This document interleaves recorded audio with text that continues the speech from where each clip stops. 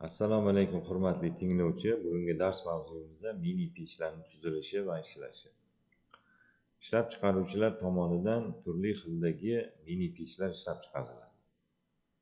Ular boshqaruv tizimi elektron tizimli bo'lib, tugmalar yordamida boshqariladigan yoki mexanik tugmalar yordamida ya'ni qo'l bilan boshqariladigan turlari mavjud.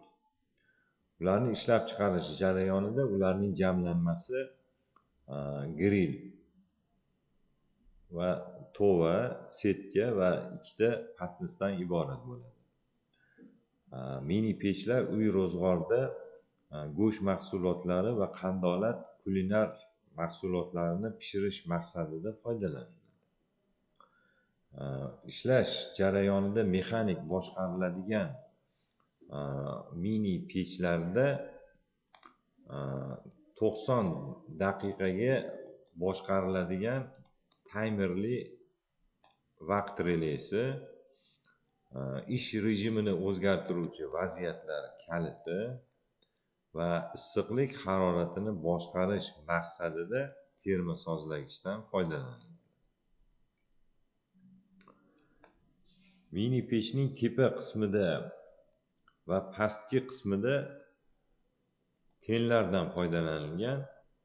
Ularga elektr tarmog'i qo'shilgan vaqtda elektr energiyani issiqlik energiyasiga aylantirib beradi va shu issiqlik duxovka ichida turli haroratda ishlaydi. Ya'ni shu tenlarning boshqarish maqsadida boshqaruv blogi joylashtirilgan. Boshqaruv blogi qo'yilgan mahsulotga qarab turib vaqt va harorat tanlab olinadi va ish rejimini tanlash maqsadida vaziyatlar kalitidan foydalaniladi. U yerda ikkita dvigatel mavjud, ya'ni yon biqiniga ikkita dvigatel joylashtiriladi. Bitta dvigatel 6 vatli o'zgaruvchan 220 voltda ishlaydi. Bu grillning elektr dvigateli hisoblanadi.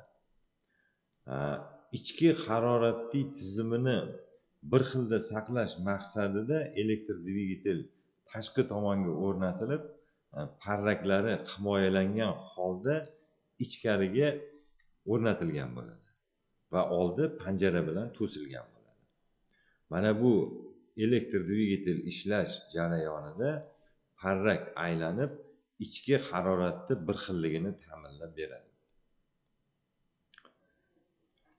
Tellarni qo'shish jarayonida vaziyatlar kaliti yordamida pastga teng, yuqoriga teng va ikkala teng qilib vaziyatlar kaliti ulanadi. Ya'ni qo'shish va ajratish imkoniyatiga ega bo'ladi.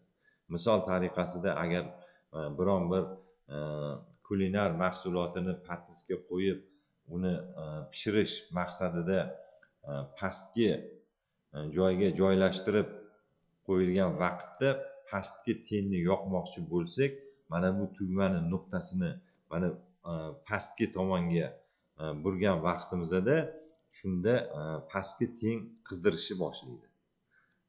Agar shu tugmani nuqtasini mana bu rasmga o'giriladigan bo'lsa, mana chiziqcha chizib qo'yibdi. Shu chiziqcha yordamida issiqlik harorati, ya'ni tepa teng qizishni boshlaydi. Ikkala tengi yoqish maqsadida shu nuqta mana shu to'rtburchak ikkita chiziqcha tomonga buriladi va natijada pastki va yuqoriga teng qizib boradi. Haroratni boshqarish maqsadida termosozlagichlardan foydalanilgan. Termosozlagich duxovkani ichidagi ichki haroratni 270 gradusgacha boshqarish imkoniyatiga ega bo'ladi. U nimalardan tuzilgan? U asosan kalit vazifasini bajaradi. Mana bu sterjin va naychadan tuzilgan bo'lib, shu naycha va sterjinning ichida gazsimon suyuqlik joylashtirilgan bo'ladi. Qizish natijasida shu naychani ichida o'sha suyuqlik kengayib, natijada orqa tomonidagi plastinkani prujinasini siqishni boshlaydi va o'sha haroratga yetib kelgan vaqtda kalitni uzib qo'yadi. Bir ozdan so'ng o'sha haroratdan duxovkani harorati pastga tushishi natijasi mana shu naychaning ichidagi suyuqlikka bog'liq bo'ladi.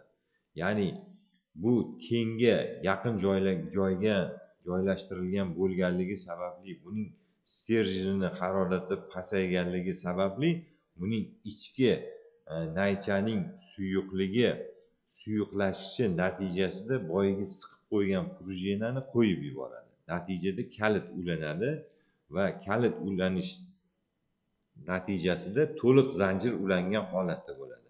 Bunda oziqlanish kuchlanishi bilan tenlarni ta'minlash natijasida yana o'sha harorat tepaga ko'tariladi. Misol tariqasida masalan 160 gradusga o'rnatdik. 160 gradusga duxovkaning harorati yetib borgan vaqtda shu suyuqlik prujinani siqib kontaktni uzib qo'yadi.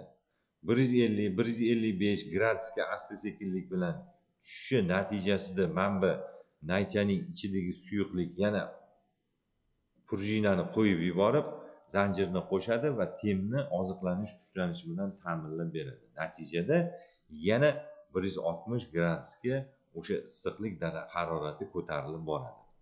Bu jarayon biza qo'yilgan vaqtga bog'liq bo'ladi. Ya'ni 30 daqiqaga qo'ygan bo'lsak, shu duxovkaning ichki haroratini 160 gradusga qo'yilgan bo'lsa 160, 80 gradusga qo'yilgan bo'lsa 80, 270 gradusga qo'yilgan bo'lsa 270 gradus haroratda issiqlik haroratini duxovkaning ichida ushlab turadi. Mana bu elektr dvigatelimizda parraga aylanish natijasida tendan chiqayotgan issiq havo sovuq havoni yutib issiqlikni ta'minlab berish va bir tekisda issiqlikni ta'minlab berish maqsadida foydalaniladi. Va shu orqali mini pech boshqariladi. Ya'ni mini pechda issiqlik harorati tenda oziqlanish kuchlanishi bilan ta'minlanganda elektr energiyani issiqlik energiyasiga aylantirib berayotgan bo'lsa, qolgan elementlar esa, ya'ni dvigatel, grill, taymerli mexanik relay, vaziyatlar kaliti, termostatlar yordamchi element maqsadida foydalaniladi. Mini pechlarning tuzilishi va ishlashi shulardan iborat bo'ladi. Hurmatli tinglovchi, keyingi darslarimizda uchrashguncha xayr, sog' bo'linglar. Keyingi darslarda uchrashguncha xayr.